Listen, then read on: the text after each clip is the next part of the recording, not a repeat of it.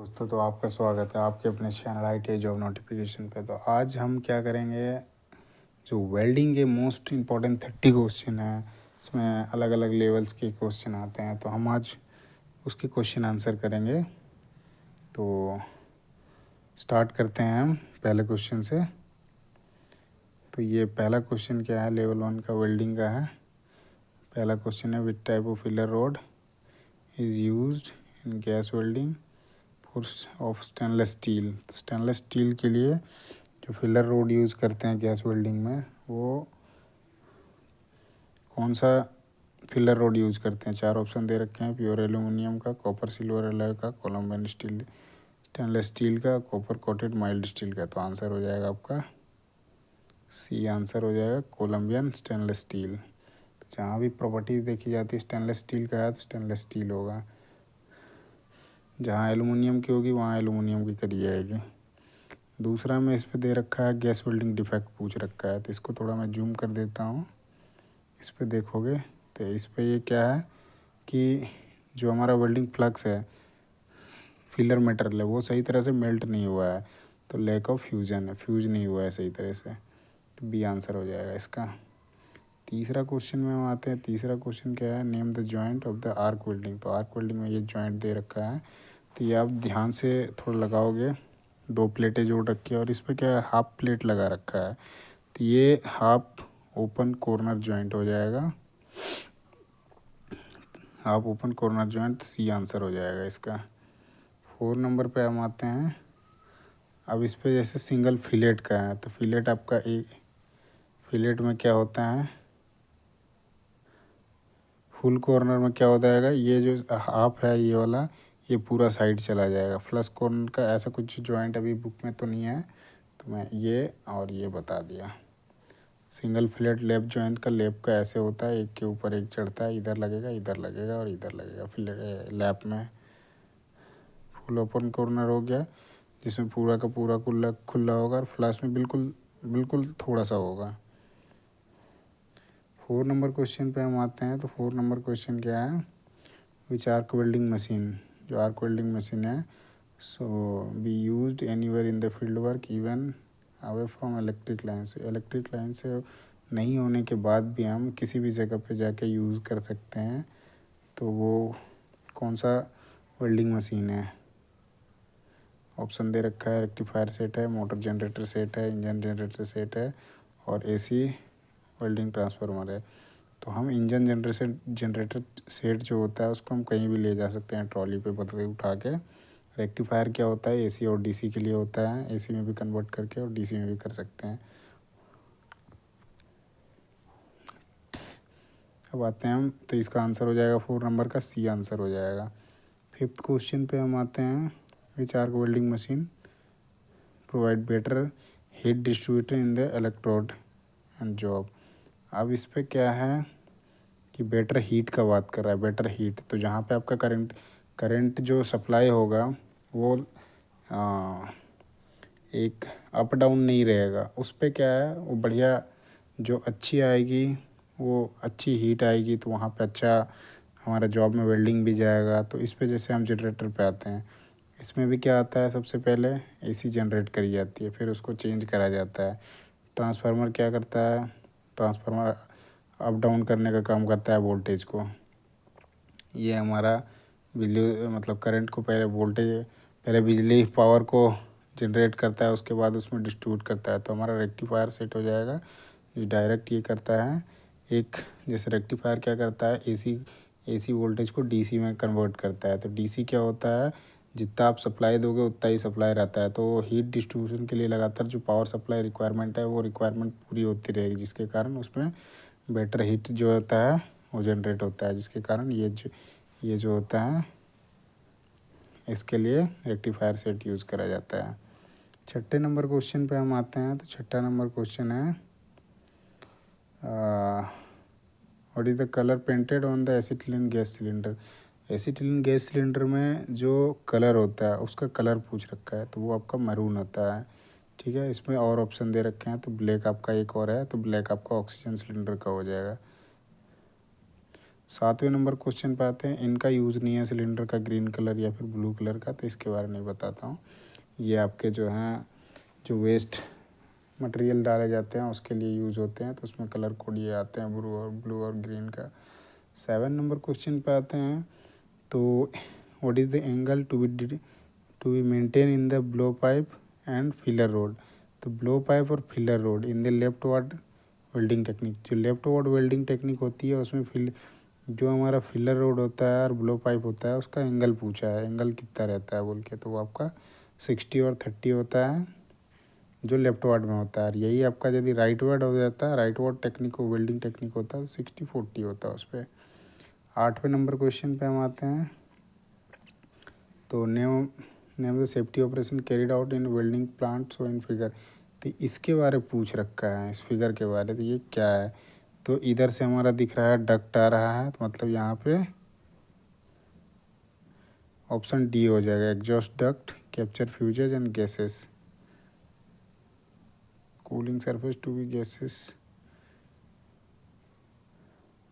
तो D answer हो जाएगा। एग्जॉस्ट डक्ट है, ये डक्ट है आपका जहाँ से हवा आती है, जो कि हमारा फ्लैक्स जलता है उसको थोड़ा कूलिंग करने में, उसको फ्यूज़ करने में, और गैसेस जो हैं उसको निकालने में, जो भी उस पे से जल के उसके बाद धुआं आता है, स्मोक आता है, उसको निकालने के लिए यूज़ करता है। उसमें जैसे वैक्यूम ट्यूब लगी होगी, वैक्यूम के लिए जैसे उसके लिए उल्टा कर रखा होगा फ़ैन का, जैसे हम क्या करते हैं क्लॉकवाइज घुमाते हैं, एंटी क्लॉकवाइज घुमा देगा तो ऊपर खींचेगा, वैसे करके होगा। फिर डक्ट से होकर यहाँ का जो भी फ्यूजेस आ रहे हैं या फिर गैसेस आ रहे हैं वो सीधा बाहर लेकर निकाल देगा, जिससे जो भी ऑपरेटर है जो वेल्डिंग कर रहा है, वेल्डर है, उसको दिक्कत नहीं आएगी। अब फिटर भी यदि है तो फिटर भी यदि वेल्डिंग का काम कर रहा है तो उसको भी उस चीज़ की डायरेक्ट नाक में स्मोक का जो इंजरी आती है वो नहीं आएगी।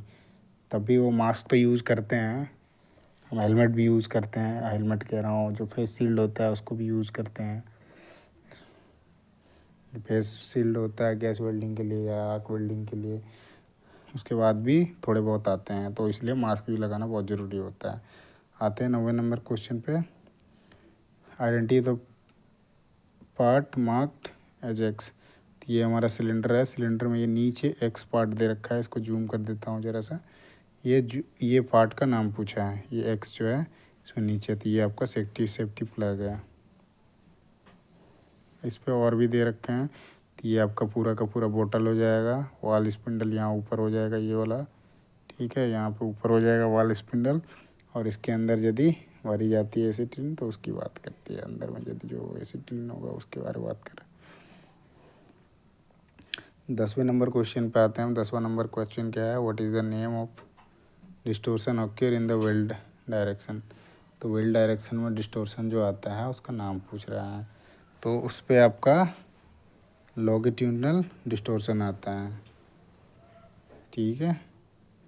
जब भी आप वेल्ड करोगे किसी एक डायरेक्शन में जाते हो तो उस केस में जो डिस्टोर्शन आता है लॉन्गिट्यूडनल टाइप का आता है, एंगुलर का नहीं आता है, बेंडिंग का भी नहीं आता है, ट्रैवर्स का आता है, और ये दूसरे कंडीशन में होता है, ठीक है। इसका कंडीशन के बारे यहाँ पे पूछ नहीं रखा है। अब आते हैं 11वां नंबर क्वेश्चन पे। तो 11वां नंबर क्वेश्चन क्या है हमारा, what is the name of the metal edge and angle during welding and cutting operation.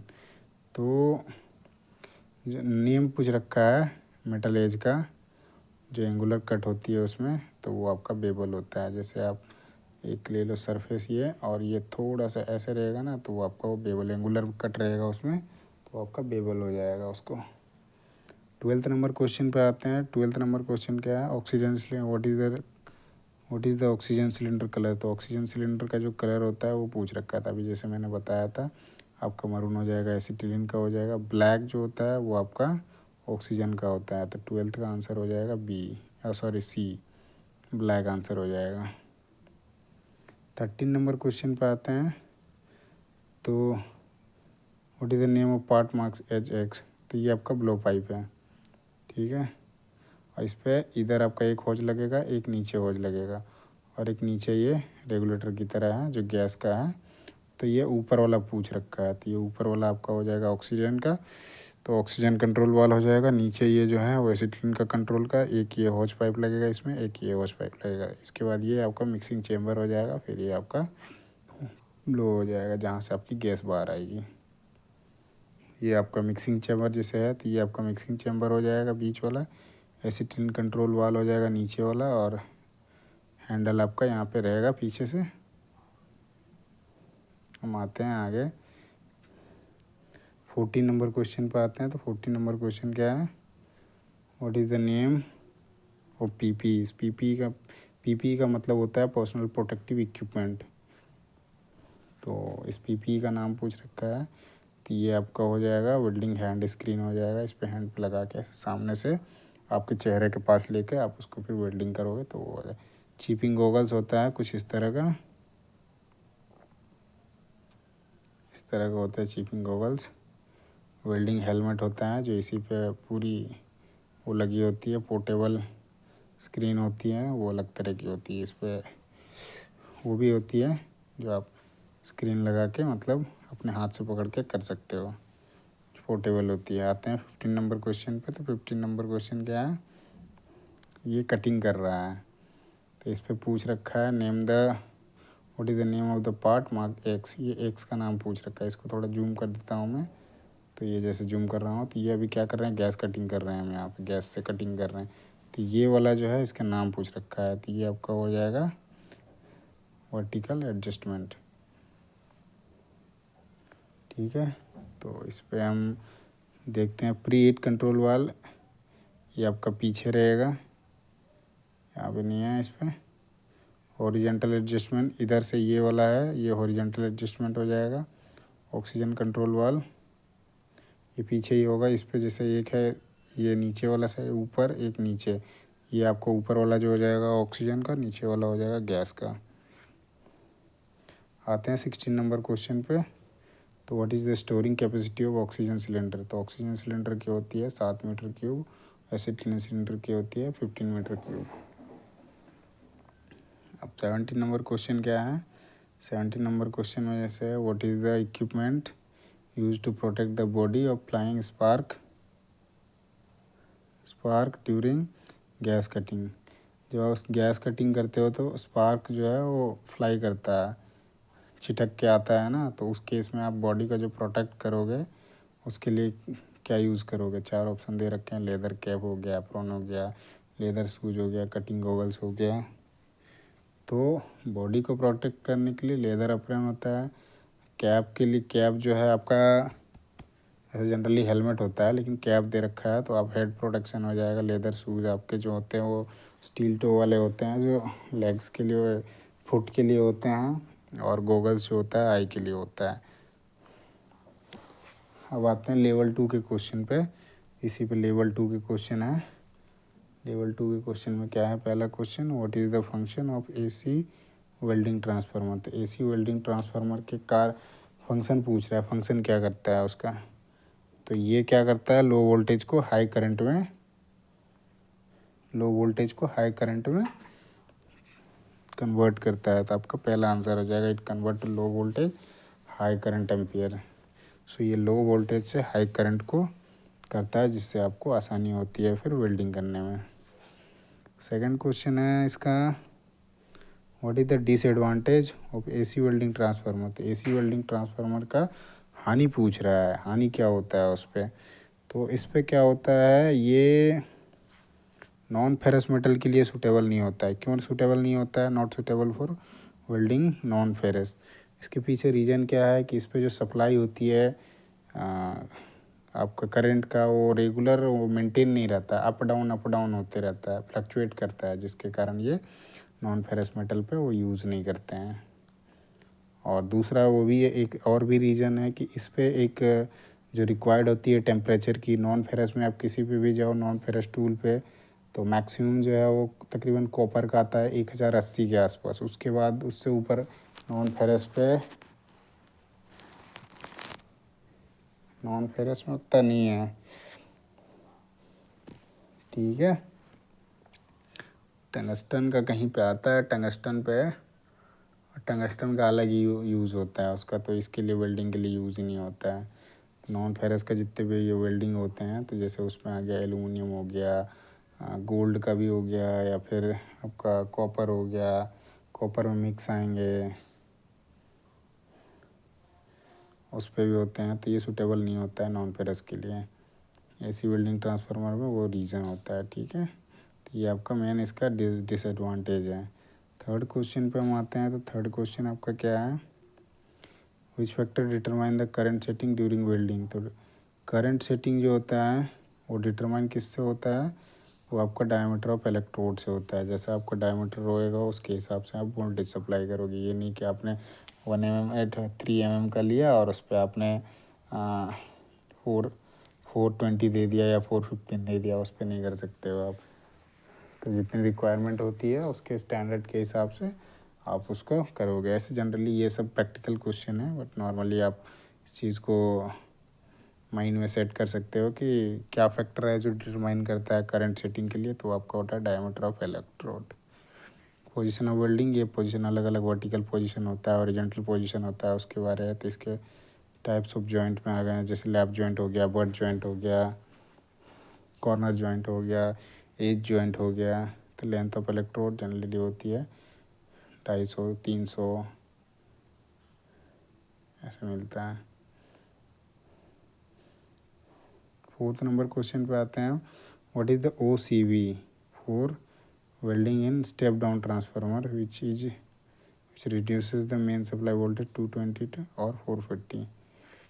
तो ये पूछ रखा है OCV for welding step down transformer, जो कि कम करता है मेन वोल्टेज को, तो उसके बारे में पूछ रखा है। तो ये आपका 4 ऑप्शन दे रखा है, जिसमें से आपका पहला है 40 से 100, दूसरा है 50 100, 30 to 20 और 20 40। जैसा कि अभी हम लेफ्ट वर्ड में करे थे तो 100 और 30 था, राइट वर्ड में करा था तो राइट वर्ड में 100 100 और 40 था। तो इसमें भी आपका हो जाएगा OCV में, जो हो जाएगा OCV वेल्डिंग में स्टेप डाउन ट्रांसफार्मर में, तो ये आपका 40 और 100 हो जाएगा। तो आंसर ए हो जाएगा। 5 नंबर क्वेश्चन पे क्या आएगा, which is the welding machine design to supply both AC and DC। तो AC और DC पे कौन काम करता है, आपका रेक्टिफायर सेट यूज़ करा जाता है। आप जनरल करो तो आपका AC रहेगा, रेक्टिफायर सेट से क्या होता है, आप उसका कनेक्शन हटा दो तो फिर वो आपका सीधा बन जाएगा। ऐसे उस पर सेट होते हैं ऐसे लगे हुए रेक्टिफायर पे, जिससे आपका AC में भी कन्वर्ट करेगा और DC में भी कन्वर्ट करेगा। रेक्टिफायर जनरली क्या करता है, AC से DC कन्वर्ट करता है, पर उसमें ऐसे एप्लीकेशन लगे होते हैं कि वो आपको सप्लाई करके दे देगा। फिर आपको जैसे ज़रूरत है, नॉन फेरस मेटल हो या जो भी हो, उस पर सारी जगह पे यूज़ कर सकते हो आप रेक्टिफायर सेट को। तो 5 का आंसर जो हो जाएगा वो आपका ए हो जाएगा। 6 नंबर क्वेश्चन पे हम आते हैं। 6 नंबर क्वेश्चन क्या है, why the cylinder key are not removed from the cylinder while welding. तो आपका सिलेंडर की क्यों नहीं निकालते हैं उसके बारे में पूछ रहा है, ठीक है। उसके पीछे रीज़न क्या है, तो आपका पहला आंसर जो है, to prevent gas leak, to adjust the gas supply, to open and close frequently, to close quickly in case of fire. तो आपका आंसर डी हो जाएगा।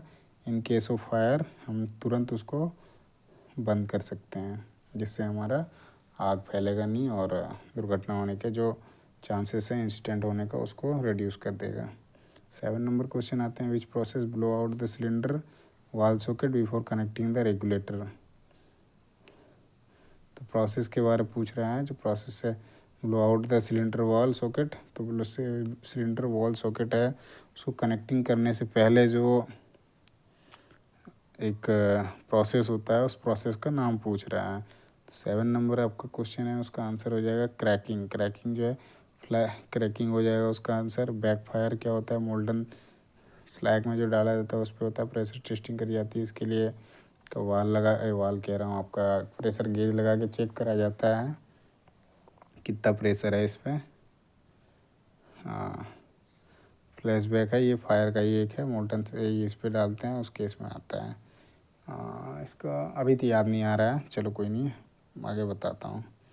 8 नंबर क्वेश्चन पे क्या है, what is the purpose of cellulosic electrode in arc welding process. तो purpose पूछ रहा है सेल्यूलोजिक इलेक्ट्रोड का आर्क वेल्डिंग प्रोसेस में क्या पर्पस है कि इसका यूज़ करा जाता है बोल के। तो 8 नंबर का जो आंसर हो जाएगा आपका, very easy to remove despite deposited slag. जो स्लैग बैठते हैं फ्लक्स क्या होता है कि हम वायर इलेक्ट्रोड को जलाने के बाद फ्लक्स जो ऊपर में बैठता है तो उसको हम ईजिली रिमूव कर सकें, उसके लिए हम सेल्यूलोजिक इलेक्ट्रोड यूज़ करते हैं आर्क वेल्डिंग प्रोसेस में। तो आंसर आपका ए हो जाएगा। 9 नंबर क्वेश्चन में आते हैं, how to extinguish the flame after use in gas welding. तो आप गैस वेल्डिंग करते हो, जब आफ्टर गैस वेल्डिंग तो उसको कैसे हम मतलब बुझाने का काम करते हैं, एक्सटिंग्विश करने का काम करते हैं। तो उसमें 4 ऑप्शन दे रखे हैं। सबसे पहला प्रोसेस क्या होगा हमारा, वो है तो सबसे पहले हम क्या करेंगे, एसिटिलीन को बंद करेंगे, उसके बाद ऑक्सीजन को बंद करेंगे, तो आपका आंसर हो जाएगा। क्योंकि देखो जनरली क्या होता है, आपका एयर जो है एटमॉस्फेयर में भी है, तो जनरल क्या हमारा रिक्वायरमेंट है आग लगने के लिए या फायर होने के लिए, क्या रिक्वायरमेंट है, हीट जो चाहिए, ऑक्सीजन चाहिए और तीसरा फ्यूल चाहिए। तो फ्यूल हमारा क्या है, एसिटिलीन है। यदि हम उसको रोक देंगे तो जो चैन है उस चैन ख़त्म हो जाएगा, जिसके कारण आग लगने, जो आग बढ़ रही थी वो घट जाएगी, आग लग नहीं सकती है। अब ऑक्सीजन बंद करेंगे तो एटमॉस्फेयर में भी ऑक्सीजन है, जिसके कारण वो जलता रह सकता है और जलता रहेगा। तो इसलिए हम प्रोसेस करेंगे, तो आप सबसे पहले जो बंद करोगे एसिटिलीन सिलेंडर को बंद करोगे, उसके बाद आपका ऑक्सीजन सिलेंडर बंद होगा। 10th नंबर क्वेश्चन पे आते हैं हम। तो 10th नंबर क्वेश्चन क्या है, why humming sound effect during arc welding. तो ह्यूमिंग साउंड आता है जब आप आर्क वेल्डिंग करते हो उस केस में, तो उस पर लॉन्ग आर्क जो होता है उसके कारण आता है आपका ह्यूमिंग साउंड। ठीक है, सो हम क्या अभी लेवल 3 क्वेश्चन, लेवल 3 पे आते हैं। लेवल 3 में कई क्वेश्चन हैं। तो हम पहला क्वेश्चन करेंगे, what will cause if the nozzle touch in molten pool. अभी जैसे बता रखा था, तो आप मोल्टन पूल में जैसे ही डालते हो नोजल को तो आपका वहाँ पे बैकफायर आएगा। स्पार्क का क्या है आंसर, इसका सी हो जाएगा, बैकफायर। कुछ इसके ऑप्शन और भी हैं, उसको मैं बताता हूँ। स्पार्क क्या होता है, हम लाइटर से जो स्पार्क देते हैं इनिशियल, जो उस पर गैस को जलाने के लिए जैसे, तो उसके लिए हम स्पार्क देते हैं, तो वो आपका लाइटर से यूज़ करा जाता है। स्मोक होता है कि आप उसको मेल्ट करते हो तो उस पर से स्मोक आती है। मेल्ट को जब जब आप इलेक्ट्रोड को वेल्ड करते हो तो वहाँ से जो स्मोक आता है उसके, बाकी तो ऐसे कुछ है नहीं उसके बारे जो सवाल पे हम ज़्यादा ध्यान देंगे। बाकी चीज़ों जैसे इन चीज़ों का तो ज़्यादातर सवाल नहीं आता है, तो हम बाकी ऐसे नॉलेज के लिए मैंने इसको एक्सप्लेन कर दिया। सेकंड क्वेश्चन पे आते हैं, identify the welding defects on in figure. इसको थोड़ा हम जूम करके देखते हैं, तो ये आपका देखोगा वेल्डिंग हो रखी है जिसमें मेटल में जो है वो अंडर कट हो रखा है, इसमें भी है, इसमें है, इसमें भी है, तो ये आपका अंडर कट हो जाएगा। लेक ऑफ फ्यूजन में क्या है, ऊपर ही रह जाता है मेटल, वो फ्यूज नहीं होता, मेल्ट नहीं होता है, तो वो पूरा जाता नहीं है। बाकी क्रैकिंग का तो बता दिया पहले। इनकम्प्लीट पेनिट्रेशन में क्या होता है, ये पूरी तरह से सेम जैसे आपका लेक ऑफ फ्यूजन में होता है, थोड़ा सा उसमें चेंज होता है, इसका फिगर में बना नहीं पा रहा हूँ यहाँ पे। थर्ड क्वेश्चन आते हैं, which internal defect,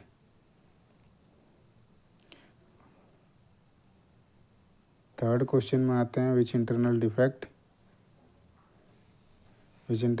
welding is invisible to naked eyes. क्या है जिसको हम खुली आँख से नहीं देख सकते हैं, तो वो आपका जो होता है पोरोसिटी होती है, जो आपका अंदर हो जाता है, मतलब थोड़े थोड़े खाली जगह छूट जाते हैं, मेल्ट पिघल जाती है, पर वहाँ पे एयर बबल्स की तरह एयर जो है गैप बना देता है, तो उस पर सही तरह से वेल्ड नहीं होती है, तो उसको बोलते हैं पोरोसिटी, जिसको हम देख नहीं सकते हैं। जैसे आपका मेल्ट हो गया, आपने वेल्ड कर दिया, ऊपर से तो सरफेस कर दिया, पर जो प्लेट है, जिस प्लेट पे आप वेल्डिंग करे हो, उस प्लेट के ऊपरी भाग में ऊपर जैसे प्लेट और जो आपने वेल्ड लगाया उसके बीच जो बैठ गया, उसमें बीच बीच में जो छूट जाते हैं जगह, जिससे उतनी स्ट्रॉन्ग जो बॉन्ड बननी चाहिए वो बॉन्ड नहीं बन पाती। तो आने वाले टाइम में, कुछ टाइम के बाद में वो चीज़ें डिफेक्ट बाहर आती है, जब आपका मेटल टूटता है तो दिखती है। तो इनने इस चीज़ को पोरोसिटी बोलते हैं। जनरल आपको याद रखना है, इंटरनल डिफेक्ट जो होता है वेल्डिंग में, जो इनविजिबल होती है, देख नहीं सकते हैं खुले आँख से, तो उसको पोरोसिटी बोलते हैं।